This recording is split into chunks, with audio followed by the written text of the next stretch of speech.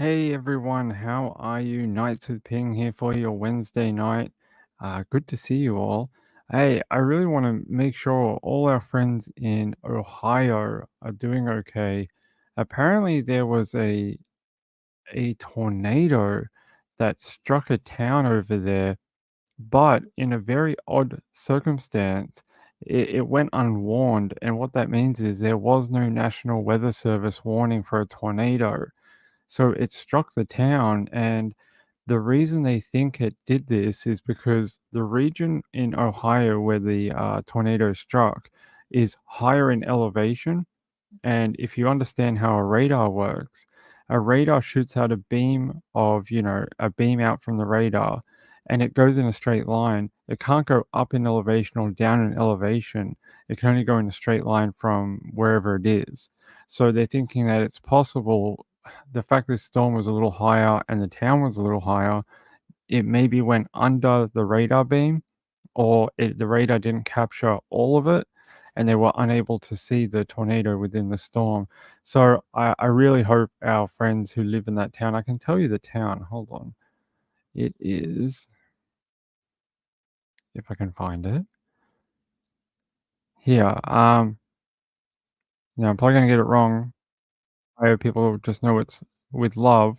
Uh, is it Bucharest? Bucharest, Ohio? BUC, Cyrus. So yeah, Bucharest or something like that. Ohio. I'll put the town in the chat.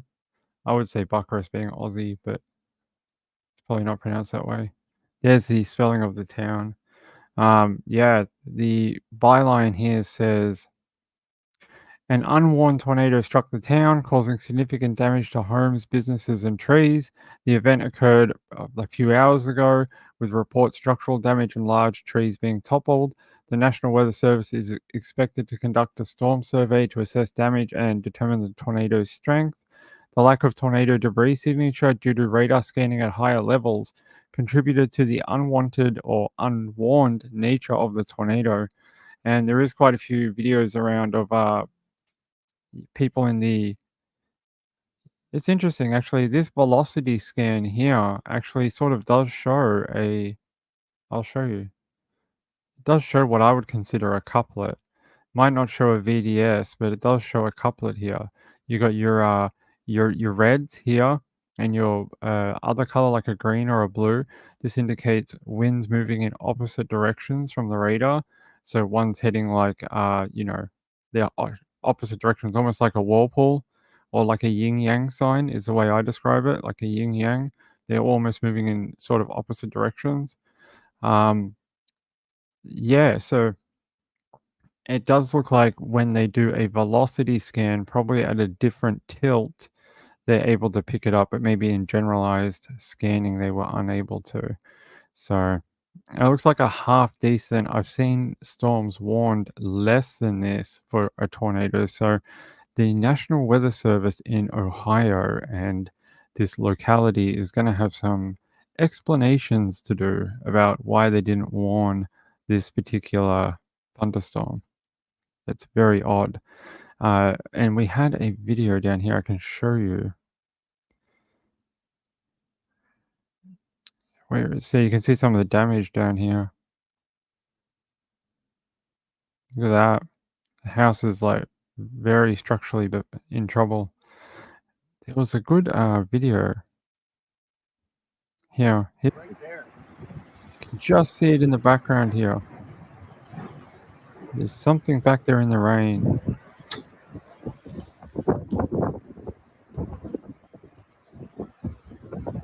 Tornado, probably rain wrapped. Oh, there he is. There, it came into view. There it is. You can just see a big funnel cloud. Right there. Nice big, yeah, really high base too. There you go. So our friends in Ohio, I hope you're doing okay. I really do. Um, yeah, please be okay. I hope none of you were involved in that tornado. That would be awful. I don't want to hear your homes being destroyed or something like that. Okay. Let me set up our true crime for the night. And I'll get to it. Today the court appearance for the murder of Veronica Butler and Gillian Kelly They had that on lockdown. They had drones in the sky keeping an eye on the courthouse. They made the prisoners wear bulletproof vests. I mean, they were not taking any risks at all. Let me grab this. Where is it? Here. Let me just refresh that. I'm going to show you the video, and then I'm going to say hi to everyone. Anything to say to Gillian and Veronica's families? Do you have any remorse? The 4 suspects accused of murdering 2 Kansas mothers show no emotion as they walk into court for the first time. Good evening. Thank you for joining us. I'm Jeff Herndon. Tiffany Adams, Tad Colum, Cole Twombly, and Cora Twombly are each charged with first-degree murder, kidnapping, and conspiracy for the deaths of Gillian Kelly and Veronica Butler. The Oklahoma State Bureau of Investigation confirmed Monday that the bodies found Sunday are the missing mothers. Their cause of death still unknown. KSN's Julia Thatcher, the only Wichita reporter in the courtroom in the Oklahoma Panhandle this morning. She explains what happened during the first appearances. Emotions ran high here today. I saw loved ones of Gillian and Veronica hugging each other and law enforcement. Even the sheriff got choked up when we interviewed him. The people with the least amount of emotion are the 4 accused. Our cameras could not go inside the courtroom. Tiffany Adams, Tad Colum, Cole Twombly, and Cora Twombly entered the courtroom separately. Each sat at the table nearly motionless as they listened to the charges being read against them. Tiffany Adams, the grandmother of Veronica's children, kept her head down as the details echoed through the courtroom. Cora Twombly shook her head no as she heard the charges: murder in the first degree, kidnapping, and conspiracy. Court documents I pulled in Hugoton revealed history of turmoil between Veronica and Tiffany. She filed a protection from stalking order in 2022, but the final order was denied because the judge said Veronica testified, quote, "No fear and no threats were made by Tiffany." Do you feel like the justice system failed Veronica? They 100%. Has it always been like this with Tiffany? In the last 5 years, 100%, they have failed. What would you say to the justice system? They don't want to know. I'm going to have to get off here. Sorry. Clinton had to be physically restrained as each of the suspects walked into court. I sat a few rows in front of him and could hear him whisper, "She took my daughter," as Tiffany walked in the room. All 4 are being held without bond, and that is something that their attorneys can argue at a later date. Cora Twombly is the only one who said she cannot afford an attorney, and that means one will be provided by the state. The DA said a trial could happen in fall or spring of 2025. Here for you, Julia Thatcher, KSN News 3. So we're going to have to wait a while. They're talking next year sometime. Next year we'll go to trial for this. It's going to be a bit of a wait. There will be court appearances in between. They're probably going to try and get bail. I don't think they're going to get it. You ain't going to get bail on this type of murder charge, and for killing 2 people in this kind of situation, stalking, road blockades. I mean, months of planning, premeditation, unless they put up like a $10 million bond. Well, no, 3 of them can. Only 1 cannot. Cora Twombly is the only person who said she could not afford her own attorney. The other 3 all said they had the means to pay for their own representation. I don't know if you must have at least $1 million in the bank if you think you can afford a good enough lawyer to take you through a double murder trial and possibly an appeal. It's at least $1 million for a QC or something like that. I mean, yeah, maybe, I don't know how that works, but maybe there's only enough finances for one of them to afford.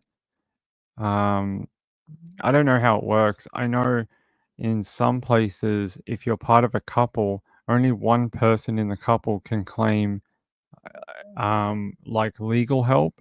The other one cannot. That happens in some countries. I just don't know if it happens in America. But very odd. We'll have to find out more about why she can't afford it, but he can. Beautiful Ashes. Hey, my friend, how are you? They said they're all despicable, indeed, but the police were taking no chances. They had the bulletproof vests on, and they had security everywhere. They didn't even allow media in. No one was allowed in unless you were directly related to the case, like you were a father or a direct relative, a victim. Other than that, no one was allowed in. Very odd, but I guess they're worried about reprisals, maybe. Burnt Popcorn says, did they really think they could get away with it? I reckon they did. I reckon they thought they were smarter and that they could somehow, you know, put them in this grave that they'd already made, cover it with hay. No one would ever find out that it was directly connected to a custody dispute. That's like the oldest murder motive in time. If it ain't love, it's children, and they were always going to figure out it was them. Marilanda says, I have friends who live there. I'm sorry. I hope they're okay. I really do. Uh, Bucyrus. Okay. Bucyrus. All right. That's how we pronounce it. Thank you. I know someone else also said, was it my friend Betty C? Someone else also said the pronunciation for it. But thank you to those two people. Betty C, it is good to see you. And it was very kind of you to send in that Ko-Fi yesterday, Betty. I'll read out your message a little later, but I really do appreciate it. It was very sweet of you. I saw that very early American morning time, so it was very kind. I wanted to bring this up. Where is it? Shock. Shock says, I was pregnant with my second child in May of 1997 when an F5 tornado struck 20 miles from us and killed 25 people in Jarrell, Texas. It was horrible. And the only reason I want to bring this up is he here? Yes, DJ. Talk to DJ. DJ knows a lot about Jarrell. You guys might be fast friends. You guys should have a chat. I know that DJ was not too far away from the Jarrell tornado as well. They call that tornado the dead man walking tornado because the vortices on that tornado look like feet that move.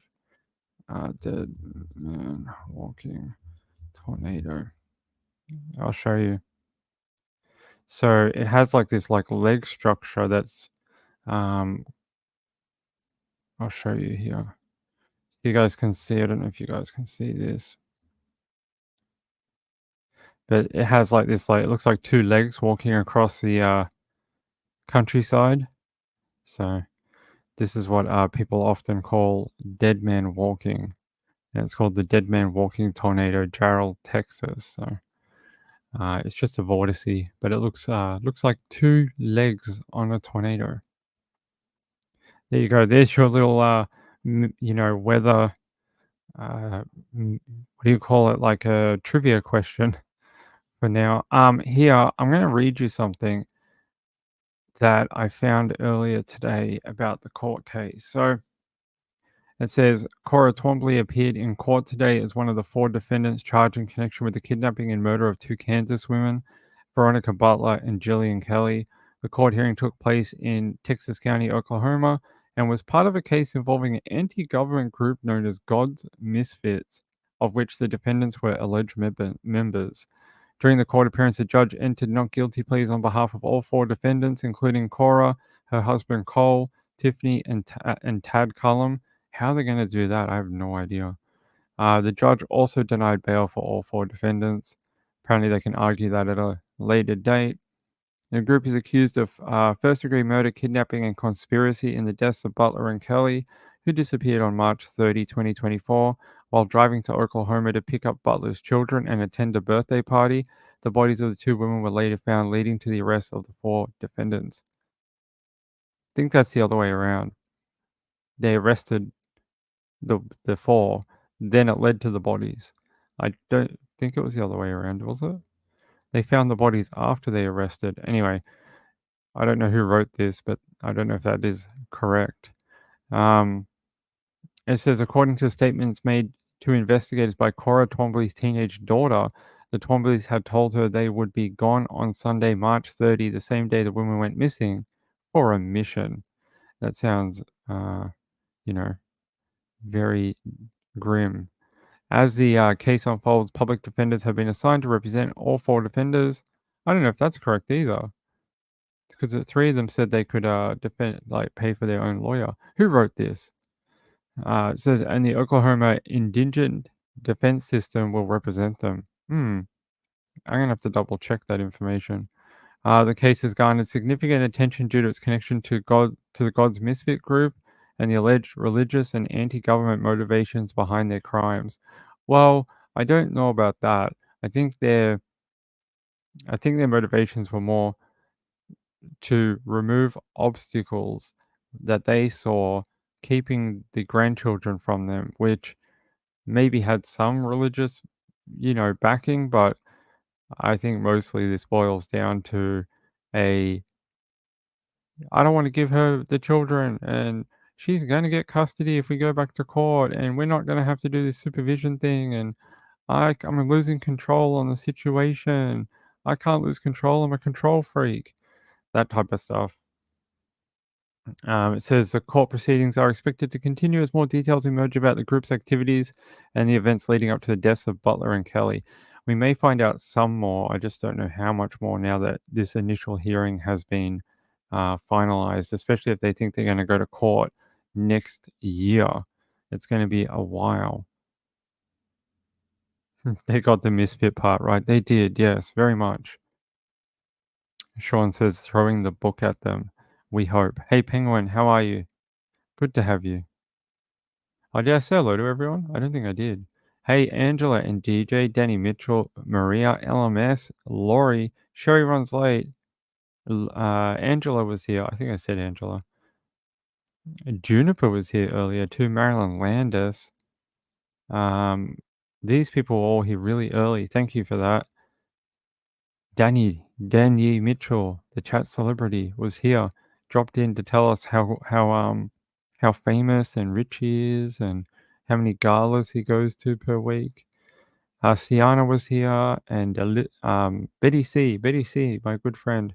Lynn D and Shock, and who else? Me, I was here. Let me see. Beauty for Ashes, Burnt Popcorn. Marlene Clausen, how are you? I'm just trying to see if I missed anyone. Mamma Mia, hey Mamma Mia. Sean. I think we're good. Hey, thank you all for being here. I appreciate it. Yeah, there we go. That is your update for today. I don't think it was as exciting as we may have thought, but it says here, I do find this bit interesting. Actually, when we watch this video, they talk about that stalking. She tried to get like an injunction in court for the stalking, and they denied it due to saying that she wasn't in any fear.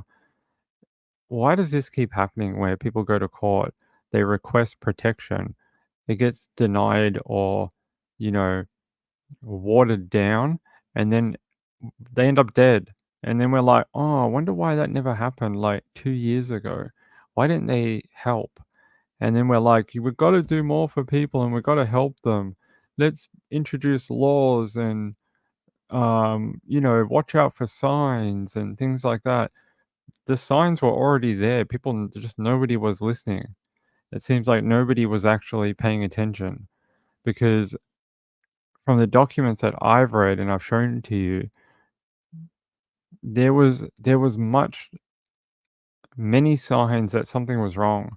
Like the fact that you had a grandmother interfering in a custody dispute again with her son and his ex-wife, and the fact that she seemed to be the one that was in control of a lot of it, judging via text messages and court documents. Isn't that like an interference in the process of like the legal system? She didn't have those babies. They did. Why is she all over it? And why are her hands in everything? That's what, to me, that would be a red flag. And maybe they should have paid more attention to that and paid more attention to Veronica's claims in her documents when she brought them to court, detailing the behavior that she had seen and witnessed against her and her children. Sometimes we just got to listen and open our eyes to what's actually being said. Because there is definitely stuff written there already that could have been looked into or investigated or something. Yeah, I know. Hey, Flyby, good to see you. Flyby says, I'm glad when Veronica didn't show up for the party that her family immediately went looking for her. I think they knew. I think they knew something bad had happened because I'm pretty sure they would have already known there was some sort of conflict there because they're part of the family, right? Families talk.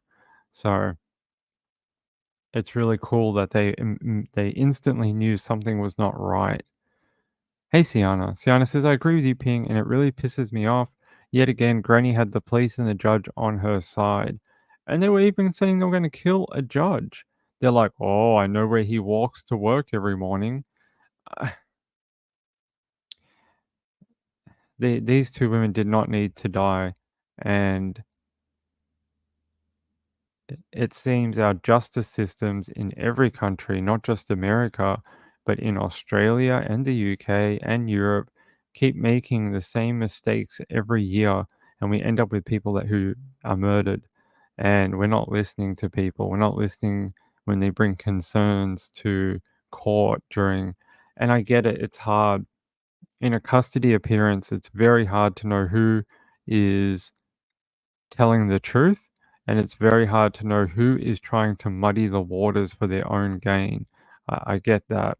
It is hard for a judge to do that. So, but we've got to find out how to investigate these types of claims of judicial abuse and try and stop stuff like this escalating. Mel Max said apparently the fam had some pull in that county.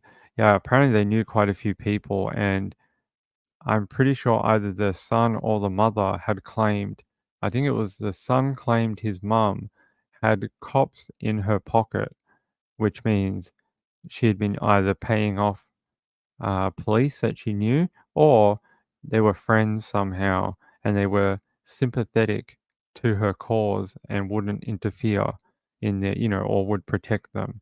So if that can be proven somehow in this trial, they should, be charged. They should have their badge taken away. It's one thing to have a small town community where everyone knows everyone, and you know, people are friends with the local police or sheriffs or whatever because there's only like 500 people that live there. I get it, but you can't be doing favors for people or protecting people and their interests. You got to be impartial. I think they're with him right now. The article I read said the kids are currently with the maternal side's grandfather. So that would be Veronica's dad. I think he has the kids right now. Hopefully, he will get full time custody and they won't go to the other side. Flyer B says, pray that Veronica's dad gets legal custody of the kids, worried that the bio dad will get them at some point after he gets out of rehab. Hopefully not. Hopefully not. Sean said, Ping, remember the Australian Asian family that wouldn't disclose info about their kidnapped baby? Went on for weeks or months. Kidnapped baby? Kidnapped baby?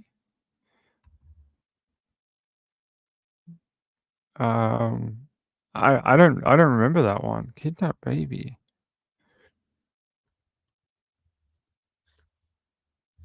Was it in Sydney? I don't remember that one. Is it this one? Is it the Lebanese? I know there was a Lebanese girl who went missing in November 2005. This one. And I think they thought the mum had done something to the child. But I don't remember an Asian girl. I hope so too, Flyby. I hope so. Bees Our Life says, listening on my walk. Oh, enjoy your walk around the neighborhood. Actually, that brings me to a point. I thought to spice up the show, I might take you guys for a walk around my area, and we'll talk true crime while I show you some of Australia because it's daytime down here. We can go out. It's not nighttime, and well, you can go out at night too. But we can see. We can show you the area, take you to some places where crime has happened or big cases down here. Can take you to where Mr. Cruel broke into houses or stuff like that. If you find that interesting, I might go on a walk a couple of days a week, and we'll talk true crime for an hour, maybe on the late show in the afternoon, and I'll go around the block, or I'll take you out to maybe where there's been like kidnapped. The little girl was kidnapped in Springvale. They never found her. She's still missing. Her name is Siraboon Bung. She's still missing. She's out near Springvale. Yeah, okay. Well, if you guys like that idea, we can go, and I can even show you what it's like in Australia at our mall because I live not far from a mall down here. I can show you down here. All right. Well, I'll plan on starting that next week. Flyb says, does it mean anything that alleged suspect Cora was dressed differently than the other three alleged suspects? Is it related to private attorney versus court-appointed attorney? Was she dressed different? Let's see. I did note, well, these ones are wearing orange striped like pants and top, and she's wearing all orange. It may be just that's what they had that fit her. It may be, yeah, maybe they didn't have a size in the other one that actually she was able to wear. Maybe, I don't know. Tiffany Adams, Tiffany's wearing the stripe on. So are those three, but yeah, she's got on orange. Let's see. Does orange striped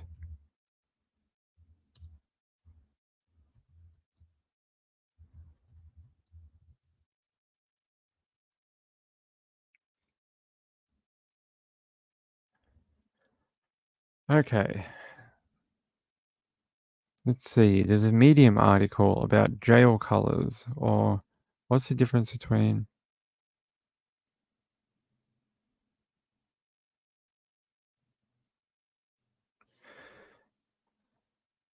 I'm not sure. It says that they use orange because it's easier to see, but they can wear gray and white too.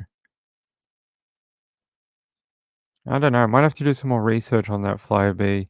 It may be just that's what they had that fitter. Maybe the standard size of the other one didn't fit. Because we have seen other people wear the full orange to court as well, not just the stripy one. So I don't know. We'll find out. Is it red or orange? It looks like orange. There she is. Let's see if we get a full body shot of her. There's the grandmother.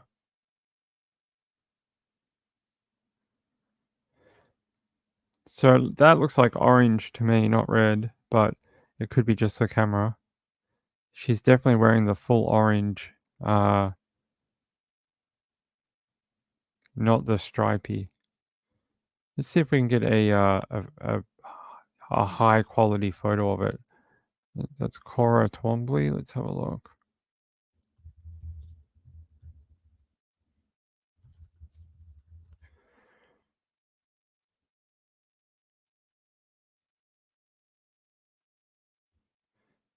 Doesn't seem like there's very many photos from today.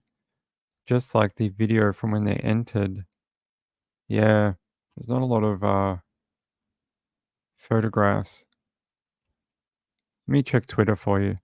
See if anyone posted a camera shot from today.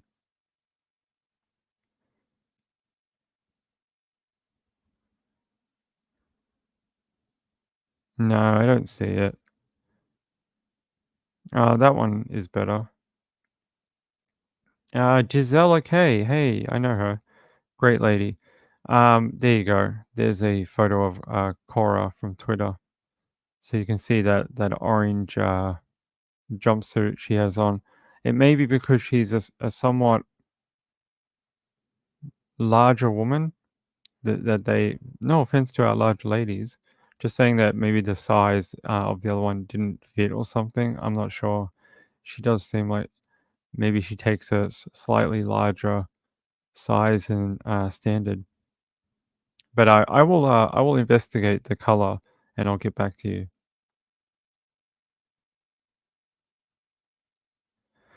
Yeah, I did read that in some counties the difference between gray, orange, and then the stripes all mean different things. Some mean general population, some mean they're held in like medical, some mean they're held in protective. So I don't know, but these guys are not in jail yet, right? They're just in, I mean, they're not in prison yet. They're just in jail. They haven't been sent off to general population. I wouldn't think so. It's only been like 3 days. Maybe now they've had their first appearance, they'll go to what they call housing, and they'll head off to housing for their next court appearance, which might be in general population. We'll see. Yeah, I'll see what I can find out. She did. The other three said they could afford their own attorney. She said she could not, so she needs a court-appointed representation. It could be that, but how would they have known before she went to court? She only declared that to the judge when she was in court. So, don't know. I'll look it up on our break and I'll see if we can get it for the late show. And I'll see if I can get any confirmation on colors in this particular county. And I'll bring it back to you in the late show. Bullseye. Hold up, Bullseye. I love that show. Toy Story. It's great. I know. I hope she's in some sort of protective custody, name change, move to Aruba, something, because her testimony is crucial in a lot of this. I mean, I know they found the bodies and the cell phones and this and that, but she's the only one that gave direct evidence to linking all these people to the crime. She's very brave, 16-year-old to be able to say that to authorities. Very brave. Angela says maybe they are holding it against her, as in the mum. Maybe. Shock. Are you standing right next to me? I'm afraid now. Are you here? Where are you? Are you somewhere at my house? Yeah, I definitely believe she needs some sort of protection, because the four they arrested are not the entire group. There's more people that were involved in that misfits of God. There's a whole bunch of them that are still out in the community. And I mean, they murdered an innocent woman and obviously, their son's ex-wife. But that other lady is fully innocent. She's just a court-appointed supervisor for their custody handover. She was vetted and put on the list, and she was one of three options that Veronica could use, and that's all she was there for.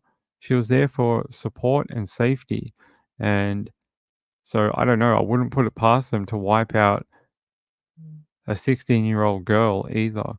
So I hope she is in some sort of protection. Right, gone from this earth for what? All Veronica wanted was to see her children. That's not a crime, and it's no reason for her to be murdered over it. It's a natural thing. She's a mum. She wants to see the children that she gave birth to. They're her children too. There's, this whole ownership over children and grandchildren, and it doesn't need to lead to murder. Just be freaking decent people. learn how to share. We learn how to share when we're freaking 4 years old at daycare, when we get told, "Hey, you share with little Timmy. You know, you put that down, you played with it for 5 minutes, now let little Timmy have a go for 5 minutes, and then when he has a go, you can have another go." We learn this at a young age, and apparently still at 40 years of age, we kill people over it because we can't share.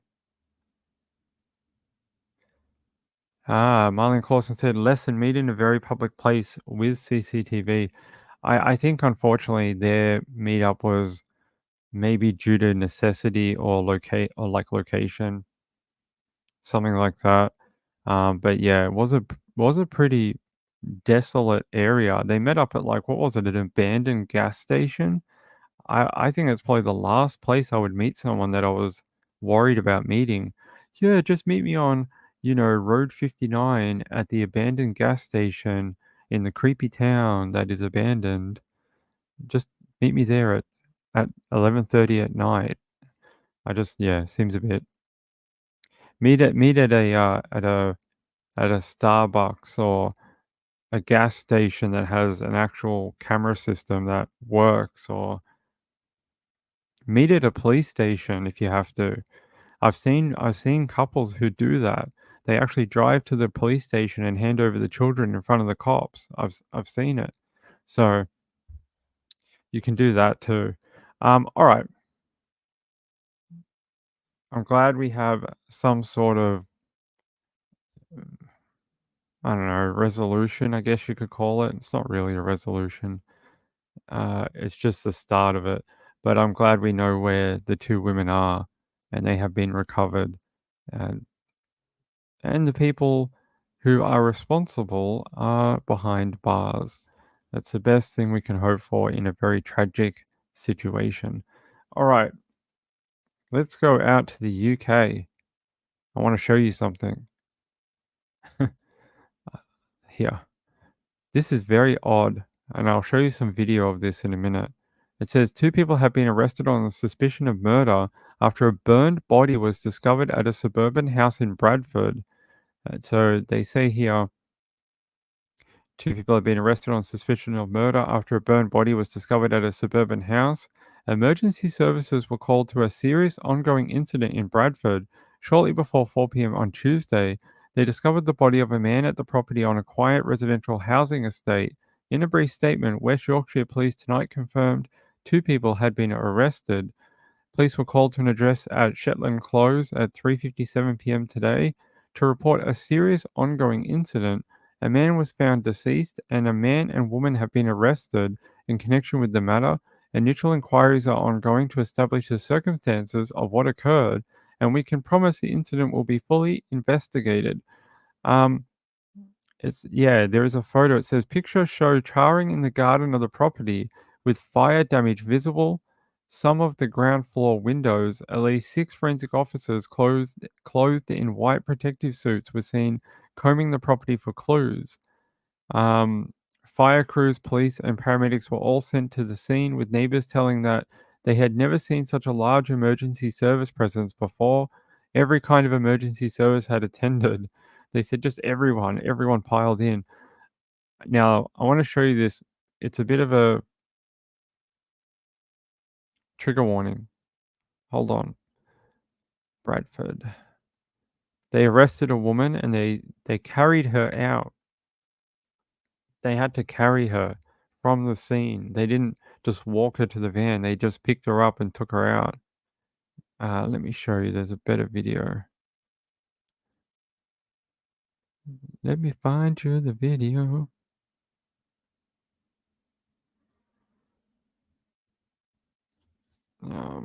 Hold on. We have to go back to yesterday. Pretty brutal though. They actually had to like pick her up via her like handcuffed hands and like carry her out of the property. This is the woman they allege killed the man with fire. Let me see if I can get to it. Why is it doing this?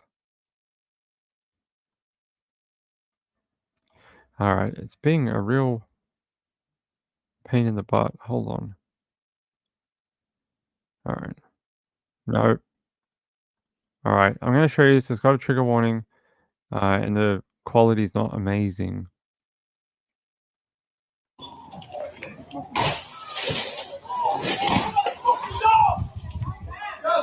Show me up. Show me up. See him now. Show me up. Show me up. Let's get him out. Get him going open. Come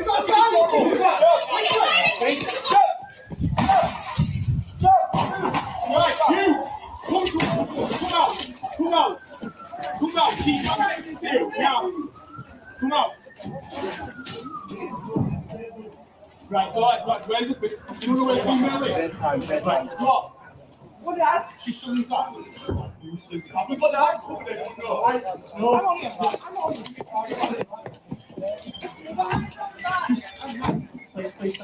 Police! Come out now! Police! Come out! So they had barricaded themselves in the property, and the police are trying to get in there to get them. But look how many cops there are. There's like 15 of them. Yeah, let's watch the rest of it. And then they finally get her. Now! Police! Come out! She has a gun. It's fine. Just have to deal with it. Just come and Just put his body out of an extinguisher. We're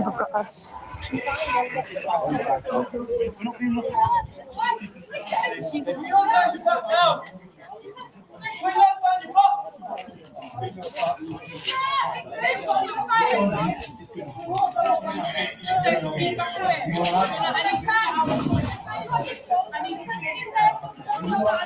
Look out, she's barricaded the fucking door in.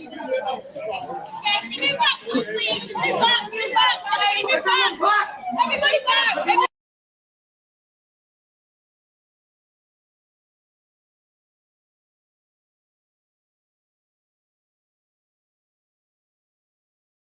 There you go. Unfortunately, where's the one where they show her being pulled out of the property? Hold on. Let me see if I can find it.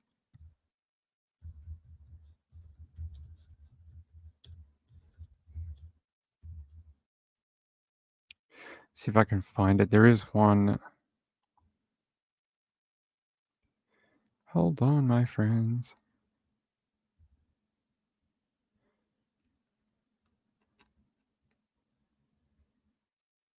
I don't know if the video got pulled, but you can see that they this is the woman here, and there is a video floating around, and they literally got her under the arms, and they're carrying her from the property after she barricaded herself in there after burning a man to death. And he's located in the backyard of the property. I don't know if they have the photo on here, but there's a photo from a drone where you can see like all these forensic police. You can see them all in the backyard. Oh, all these police, and yeah, see, they cordoned off a huge part of the area. Maybe it's up the top. Don't know if they're going to show it on this one. Unfortunately, they're not. But if we can find it, they actually have an over. Here it is. I found it. So this shot, trigger warning. At this back area here and here, there's a lot of charring. If you can see the char marks on the ground, and in this corner where all the forensic police are looking, I saw some flesh. This looks like hands or feet just here. I can't tell, but there's some sort of fleshy objects here. And you can just see like all this fire remnants, all on top of this shed as well. What happened here? Let's have a look. Yeah. Someone they're carrying away. Wish they wouldn't do that with a stupid thing. Look how many cops were just crawling on the property. Look at them. Everywhere. And they're here. They're carrying out the suspect who has been arrested. He would not go freely, so they looked there to like walk her backwards out of there forcefully. Then you got more police that turn up. fire brigade. Why? I think the fire was already out. And look at all this charred stuff everywhere. And then in this corner, over here, he's over here somewhere, the man. It's maybe I can pause it for you. Yeah. In this corner is, I believe, where the man is located. I'm not sure, but they haven't released a ton of information, but I saw something fleshy here. But there's fire everywhere, like on these windows, on these top of the windows right there, you can see ash marks or soot marks from the fire. Just everywhere. That might be, I thought that might have been the same thing, but it looks like a reflection from the tree here. But yeah, everywhere, all over this backyard, and there is a dead man who has been burned to death. 2 people arrested. What a weird story, and why did they need so many people? So many cops, like 15 cops, about 10 fire brigade, a bunch of paramedics. Look how many different things are here. An ambulance, a crime scene tech, just everyone. It's like the entire force showed out. Everyone came in. There's that photo of the backyard. And you can see just how many resources got to the property. So we don't know too much more than that. They just said West Yorkshire police have confirmed that 2 people have been arrested. Police were called to the address on Shetland Close at 3:59 p.m. today to report a serious ongoing incident. A man was found deceased, and a man and woman have been arrested in connection with the matter. It says initial inquiries are ongoing to establish the circumstances of what has occurred, and we can promise the incident will be fully investigated. Pictures show charring in the garden of the property, with fire damage visible to some of the ground floor windows. Crazy. What is happening in England right now? Yeah, smoke damage out the windows, but also just everywhere. What did they do? Light it all on fire? You know, that is a very astute point, Melmac. It is interesting how much humans capture on video these days. And back in the day, we would never have seen half the things we see every day. And everyone having a phone in their pocket has really changed the way humans do things or document things. It's quite interesting. Oh, yes, Sean, we will do that. Where is that? I still don't know what happened in that one that you sent me. Sean sent me one about they raided a property to look for lawfully owned weapons for a man who maybe hurting himself. Is that what it was, Sean? They felt like he may be a threat to himself, and they were there for like days and days. Please major update. Hold on.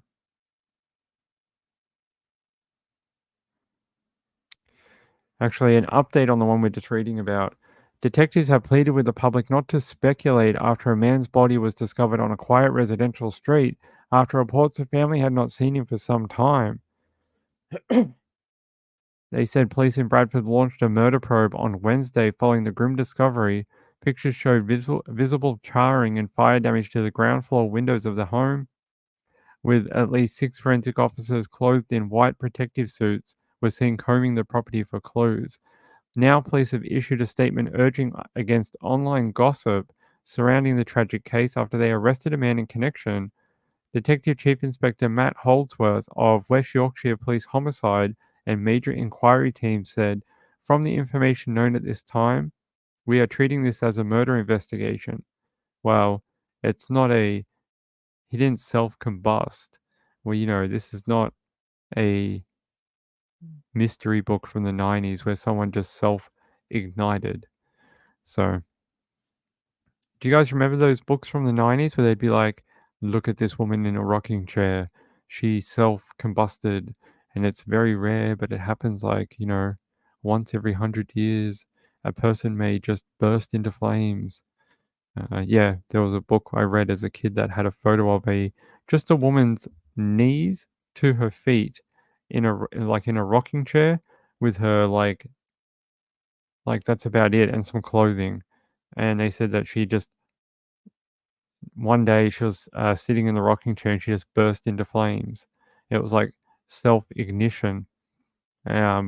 Research in like the current modern times say probably didn't self combust, but probably what is happening is they're either alcoholics or smokers, and when they fall asleep they drop the cigarette on them and they just catch on fire. So not self combustion out of nowhere. It says here, uh, Matt Holdsworth says, my team are working to establish the circumstances that led to the man's death. We have 2 people in custody and are not looking for anyone else in connection with this incident. This has taken place in what is usually a quiet residential street. I understand the incident has caused concern in the wider community, and there is a lot of speculation about what has taken place and those involved.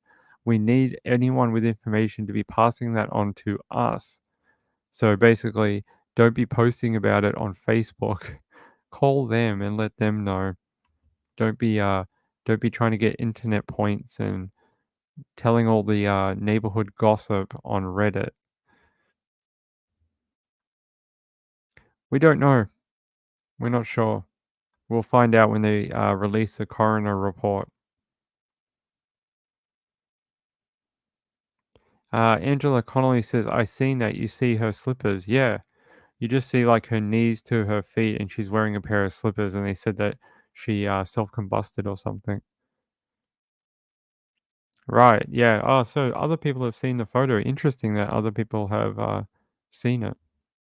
Very interesting. I didn't think anyone would even know what I was talking about. Um, let's see if we can find the photo. There's a few of them out there of different ones that they reckon have happened.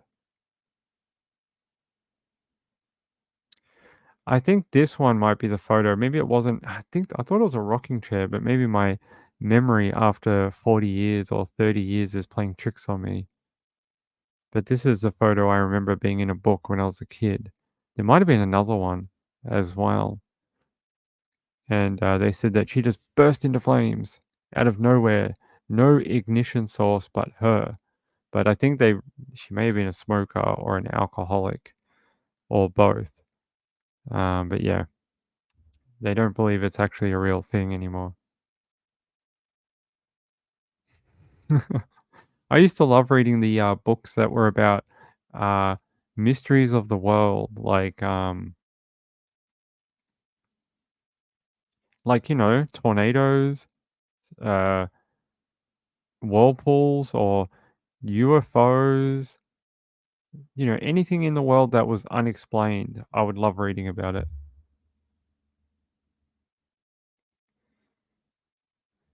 Sean says investigators treat innovative thinkers and gossipers alike. If you're not in their investigation, they don't want to know about it. Flying DJ says, my cousin in Granger, Texas claims 2 people died in a fire at a barbecue place and their only bodies were burned, nothing else. That's weird. That was in the 1970s. Yeah, Angela Connolly says, strange but true books. Yeah, when I was a kid, they were in the library at our school, and I always used to read them at lunchtime. So if you ever wonder where my passion for true crime and strange stories come from, that is where it comes from. I could have sworn there was another one that actually had a lady in a rocking chair, but maybe I'm wrong. I thought there might be 2 photos. There's one of that leg, but I swear there's one of like a burnt rocking chair, and all you can see is the wood and a little bit of the springs, and then you see her knee to her feet, and she's wearing slippers, but maybe it's in a book somewhere and not online. There's a few of them though. But yeah, apparently they're not 100% sure it's actually a real phenomenon. They think it could be just from people who drink. There's a whole Wikipedia, actually, I'll put this in the chat. There's a whole Wikipedia article on it.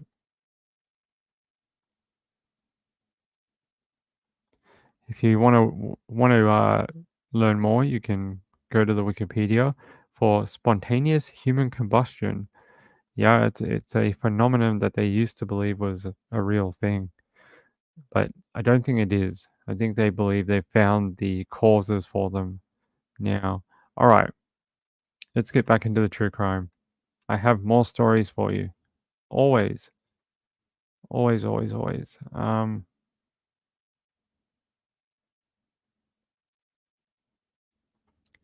All right, I want to show you this. This is one of the most disturbing things I've ever seen. So, another trigger warning, okay?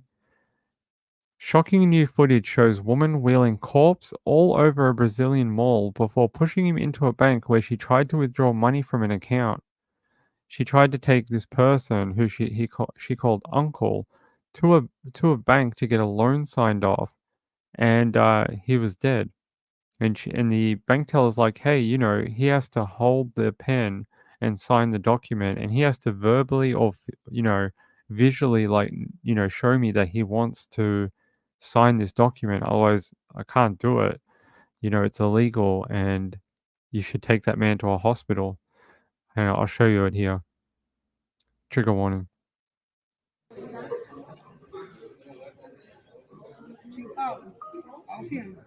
Se o senhor precisar assinar. Se o senhor não assinar, não tem como. Eu não posso assinar pelo senhor. O que eu posso fazer, eu faço. Tipo, igual um documento aqui, ó. Paulo Roberto Braga. O senhor segura forte pra caramba a cadeira aí. Ele não segurou ali a porta? Não vi. Não, a gente também não. Segura, tio. Assina para não me dar mais dor de cabeça, aqui no cartão, não sei nada, não gosto mais. Eu acho que ele não tá legal. Sim. Ele não tá bem, não. Tá sentindo alguma coisa, mas ele não diz nada. Eu acho que ele não tá bem, não. A senhora tá sozinha? Sim. Ele não tá bem, não. Ó, Mas a corzinha não tá ficando... Mas ele é assim. É. Ô, tio. Tio. Não tá, não. Se o senhor não ficar bem, eu vou te levar para o hospital. O senhor quer culpa de novo? I'm going to Las Vegas at 11:22.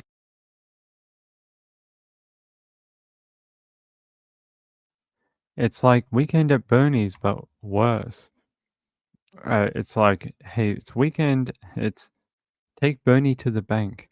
It says here a woman accused of wheeling a dead man into a Brazilian bank has been spotted in handcuffs as cops hunt for the driver who brought them to the mall. New details have been released in the bizarre incident that took place in Rio de Janeiro in the neighborhood of Bangu on Tuesday, where Erica de Souza, 42, pushed the corpse of Roberto Braga, 68, to a teller's desk and tried to take out 17,000 reais, it's about $3,000. Employees at the bank became concerned with De Souza's actions while she tried to get a lifeless Braga to sign a document and called police, who arrested her on the scene. The Rio de Janeiro civil police chief, Fabio Souza, are they all named Souza? Told Brazilian news outlet G1 on Wednesday that while he could not provide the moment that Braga died, cadaver spots that were visible on the back of his head indicate that he would have been dead for about 2 hours. I think what he means is maybe what they call, is it called? You can get like levity, like when you get pressure in a point after you die, it makes marks on you. So if you say if someone kills you and then you lie on your back, you end up with like flat spots and like marks all on that plate, and it doesn't go away. And that's one way they tell how people died, or what position had they been moved, or that type of thing, because they're able to tell due to flat surfaces that touch the body. So maybe that's what they mean. It says that comes as new footage has been unearthed showing Erica pushing around the corpse in the mall before wheeling him into a bank. Here's her in handcuffs, by the way. I think so. Is that her in handcuffs? It looks like a pair of handcuffs between her wrist, but Eric D'Souza Picture was arrested by authorities in Rio de Janeiro, Brazil, on Tuesday after she tried to get her dead uncle, Paulo, to sign a loan document at a bank while he sat in a wheelchair. Yeah, here's her getting a wheelchair and pushing him around. Here's her on CCTV pushing him through the mall. She had to know he was dead.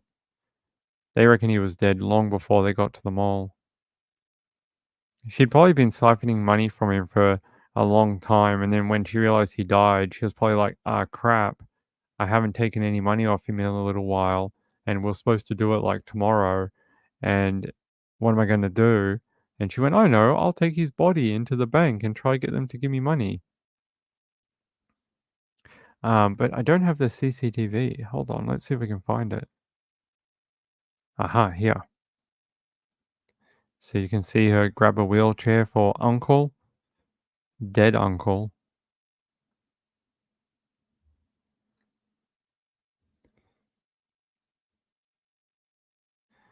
Yeah, your blood pools. That's how they can tell on the back of you, like on hard surfaces. I think they said they're looking for a driver who brought them to the mall. So someone took them to the location, whether that is a private person or Uber or whatever they have in Rio. But here you go. She's walking around a dead person.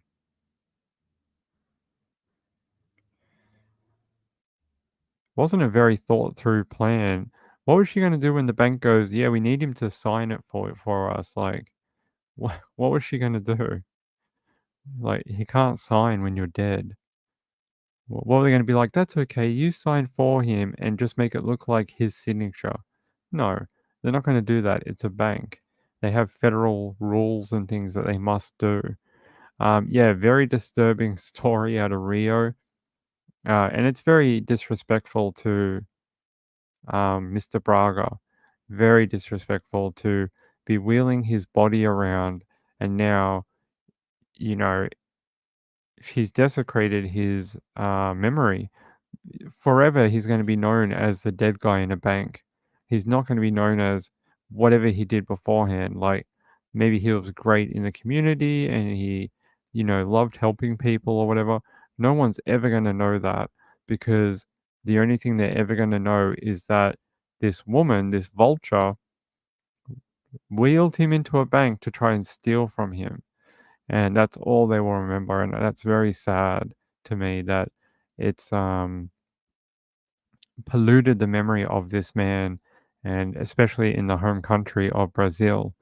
That's all they'll be like, you remember that guy who was wheeled into a bank dead? But he probably did a lot with his life that was worth mentioning. I don't know. I've not seen the unblurred photos, and I don't intend to go looking for them. I'm not sure if they even released them. But the attendant said he didn't look well. He looks very pale, and that we can't get him to sign anything when he's in this type of condition. And yeah, she kept like slapping him and was like, "Hey, uncle, wake up! Oh, are you not feeling so good, uncle?" No, he looked like a dead guy. Yeah, we can actually go to a Brazilian website, and I can do some trickery, and I can turn it into English. Here, I turned it into English from Brazilian. Let's see.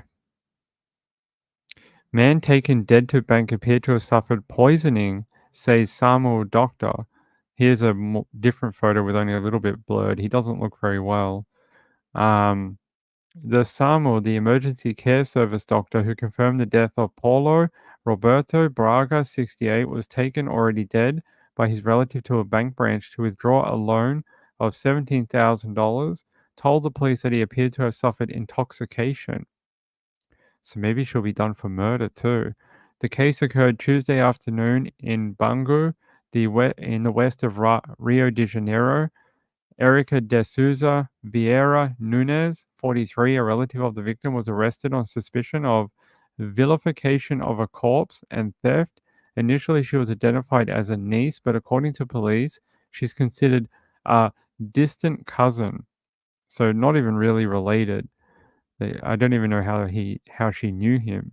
According to a police report, the South Polo had access to a military police officer from the 14th BMP was called at 3:20 p.m. to verify a report of death with suspected crime at the bank branch. Upon arriving at the scene, Dr. Leandro Enrique Magro said he had analyzed images taken by bank employees which showed Braga already unconscious in a wheelchair. According to the doctor, the victim would already be dead at the time and showing signs of exogenous intoxication and therefore could not declare death. The body was then taken to IML, Legal Medical Institute, which will certify the cause of death. Interesting. So, because he showed signs of intoxication or poisoning, they were unable to give him an official death until they sent him to the Legal Medical Institute for an autopsy and toxicology. And so basically, they can do a medical investigation. Very interesting. It says here, so exogenous intoxication, according to the ICD, is a consequence of contact through exposure to drugs, medicines, and biological substances. So they're saying that he could have been drugged or overdosed on medicine or something like that. They said an employee of the agency told the paper on condition of anonymity that SAMU ambulance didn't take long to arrive. Braga was taken to a management room where he was laid on the floor and resuscitation maneuvers were carried out by rescuers. So they tried to resuscitate him. With the arrival of SAMU, the bank was closed, with service only being provided to customers who already had passwords. In the video made by a bank manager, Erica appears holding Braga's head, which needed this support to stay supported. An attendant even says, "I don't think he's well. Look at his color." Erica insists and asks the man to sign the papers. "Uncle, are you listening? You need to sign. If you don't sign, there's no way. I can't sign for you. What I can do, I'll do. Sign here. Same as the document. Sign so you don't give me any more headaches," she says in the video. The relative was taken this morning, Wednesday morning, to undergo a forensic examination and will go to prison, where she will undergo a custody hearing. According to his lawyer, Braga was alive when he arrived at the bank. Sorry, according to her lawyer. It says his, but I think it's just a mistranslation. According to her lawyer, Braga was alive when he arrived at the bank, but you can tell by that video where she gets the wheelchair, he does not look very living. He looks a little deadish. So there you go. There's the local paper from Brazil reporting on it. Is it from Brazil? Juro and Tempo. I'm not sure what country that's from, but hopefully it's a local source. There you go. What a poor man. It's an awful way to be paraded about in your death. It really is. All right. Could have been poisoned, yeah. Yeah, I feel like I heard something like that at one point. It is a crazy story, you're right. Hold on,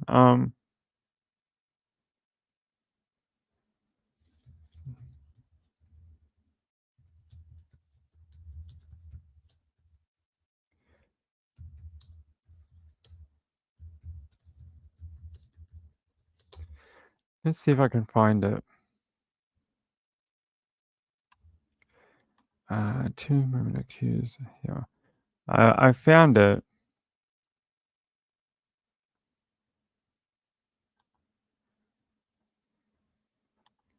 Trying to find a source that will let me actually go into it. Yeah. So it says Karen Casbaum and Lauren Ferraro, 55 and 63, are now facing serious felony charges after they left the body of Douglas Lehman, 80, at the Astabula County Medical Center's emergency room on Monday and then left. That's great.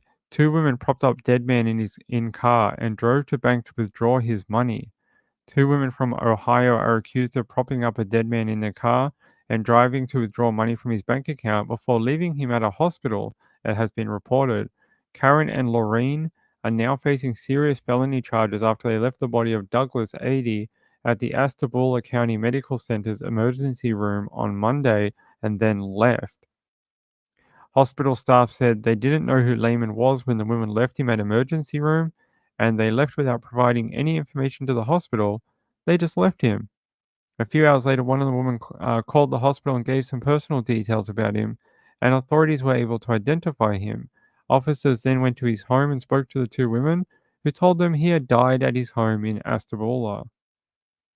The women, who were not related to Lehman but lived at his home, found the man dead inside his home on Monday, but decided not to call 911 and instead tried to take the money from his bank account. Officials have said the women are accused of moving his body from their house, placing him in the passenger seat of the car with the help of a third person who hasn't been identified, driving to the bank drive-through to withdraw around $900.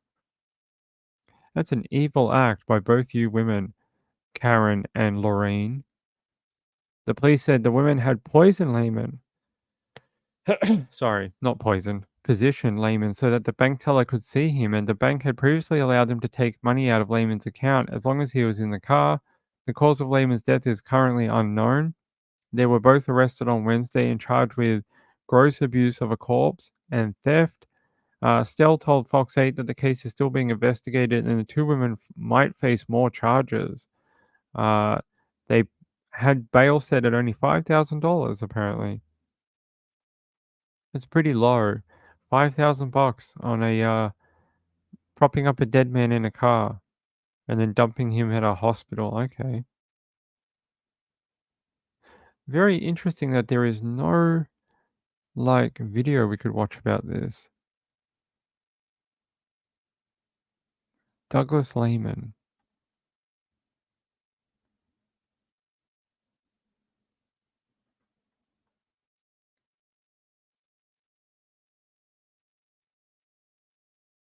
I found one. Ashtabula now, where we're getting new details on the 2 women who allegedly took a dead man to a bank to use his identity to take out his account, take money out of his account. The grim details of this case are so shocking and surreal, and they've left the family and investigators just stunned. Here's Bree Buckley. I couldn't do that to an animal. I don't understand what they were thinking and how that money meant that much to them. For James Hubbard, he says it's hard to think of what happened to his stepfather, 80-year-old Doug Lehman. Police say these 2 women, 63-year-old Karen Kasbaum and 55-year-old Lorraine Ferrallo, lived with the elderly man at his home in Ashtabula. Authorities say they found him dead at home Thursday morning, then took his body to a bank drive-through nearby, withdrawing hundreds of dollars. James says Karen was his stepfather's girlfriend for the last few years. He was in a position where he didn't want to live alone. He's been run through hell with this woman, 3 years of drugs, stealing, selling his stuff. After taking his body to get the cash, police say the women dumped him at the emergency room of the Ashtabula County Medical Center and drove off without leaving any identification or information. Hours later, one of them called the hospital after they were back at his house. That led police to the women who were later arrested and charged with gross abuse of a corpse and theft. It's a first for all of us, I think, here. I don't think I've ever seen anything quite like this. An instance where somebody used a dead body to withdraw money from the bank. It's just very, very unusual. As his family hopes he's not remembered by the tragic circumstances surrounding his death. It was heartbreaking that I couldn't get him out of that situation, but it was heartbreaking thinking about him dying alone.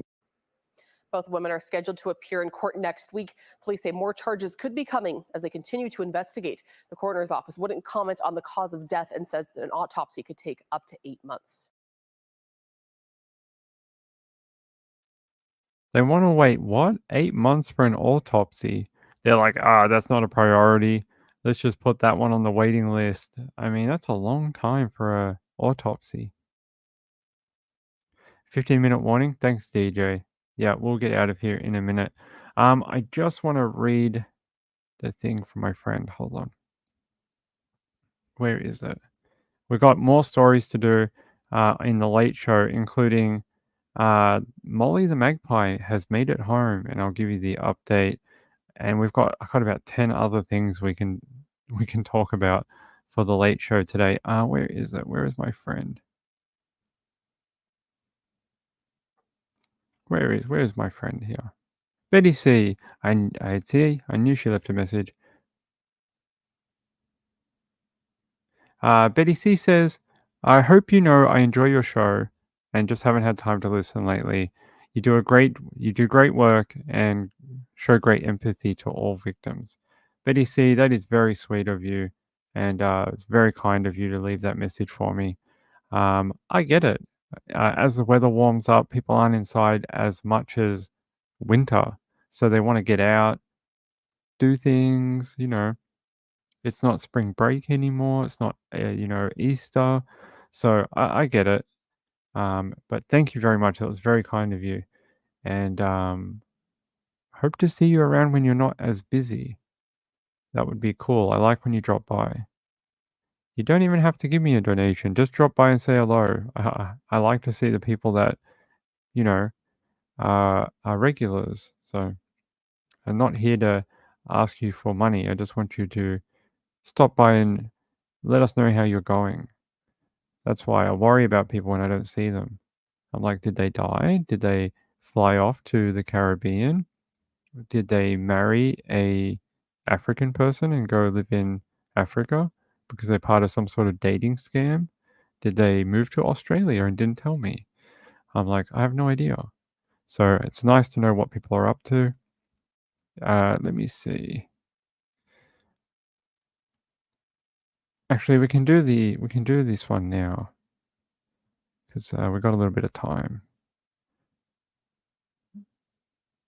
So I'm sure everyone wants to know about the magpie that got taken. So I'm going to show you. I can't use this one. Hold on. Can't use that one. Can't use the project, unfortunately. They will come for me and kill me. No, they won't kill me, but let's see. Molly the magpie is home. Peggy and Ruby, look. So the magpie and the dogs. It's talking to its dogs. It's like, hi, dogs. The dogs are like, he's back. He's back. Oh, they're so happy. They're like, Dad, go inside. Go inside so we can let the bird out. Look, Ruby. Look, Peggy, Molly's showing my dogs. It's exciting. Oh, the poor puppy's so excited. Its friend's back. He's like, where have you been? You smell different. Oh, it's happy to be home.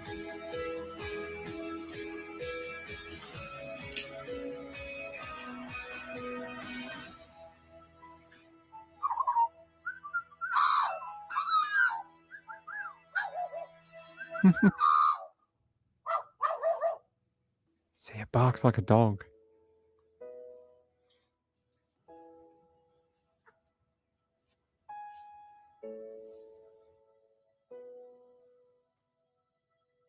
Oh, he's sleeping with his friends. Having a nap in the sun. He's like, I'm happy. My friend's home. There you go. Molly the magpie has made it home after being away for about 40 days. And, yeah, they made it home. The conditions are still in place. They cannot make any commercial profit off the bird going forward. I think they can keep their Instagram open. They just can't sell anything. They can't accept any donations. They can't do any like product placement or anything like that.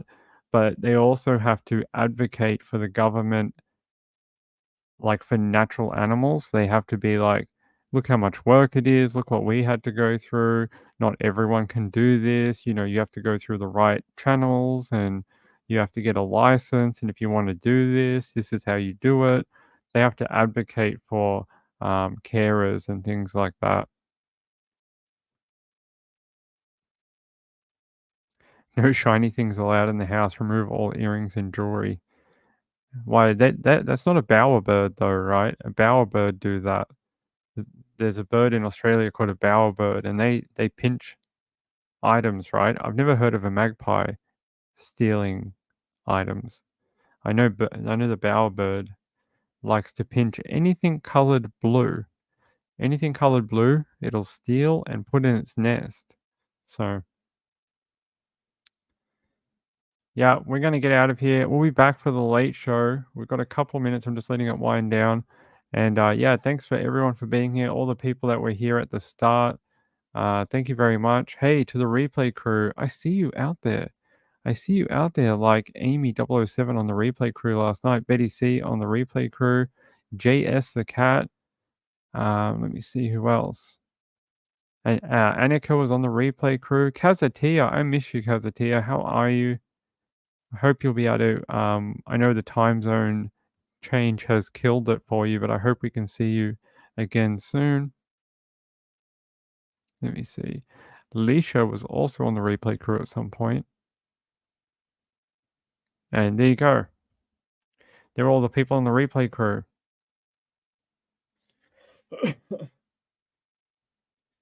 All right. We're going to get out of here. We'll be back. Magpies like shiny things? Okay. I didn't know that. I thought it was just the bowerbird. All right. Christiana says, but they had to go to schooling to understand everything about the bird. So I'm not worried about what they have in their home. I'm grateful he's back. Yeah, it'll be interesting to see how things move forward. They have a lot of commercial things tied to the bird, and I wonder how that will go moving forward. Like they have a book about the bird and the dogs. What happens to that? Yeah, different things. Anyway, we'll be back for the late show. Late show will be on at, well, whenever Trish finishes. So I'll see you then.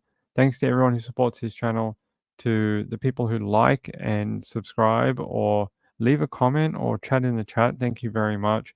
And to the people in the next video, you are my VIPs, and thank you very much for all your support every month. It is very kind of you. See you in a couple of hours.